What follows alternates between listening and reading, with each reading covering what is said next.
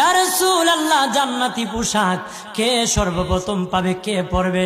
নবী বলেন, আয়েশা রে, জান্নাতি পোশাক সর্বপ্রথম আমি রাসূলুল্লাহ পাবো, কিন্তু আমি নবী সর্বপ্রথম পরব না। সর্বপ্রথম ইব্রাহিম খলিলুল্লাহকে জান্নাতি পোশাক পরানো হবে। কেন জানুনি?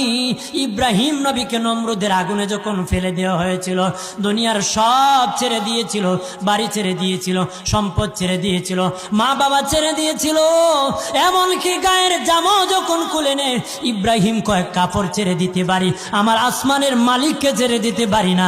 ওই দিন আল্লাহ ইব্রাহিমের সাথে অঙ্গীকার করেছিল, ইব্রাহিম আজকে তোমাকে সকলের সামনে উলঙ্গ করে লজ্জায় ফেলে দিয়েছি ইব্রাহিম, তারপরে তুমি আমাকে ছাড়ো নাই। আমি কিয়ামতের দিন সকলের সামনে মুসলমান, বেঈমান, কাফের, নাস্তিক যারা তোমাকে উলঙ্গ করেছিল, তাদের সামনে আমি আল্লাহ আনুষ্ঠানিকভাবে তোমাকে কাপড় পরায়া দিব।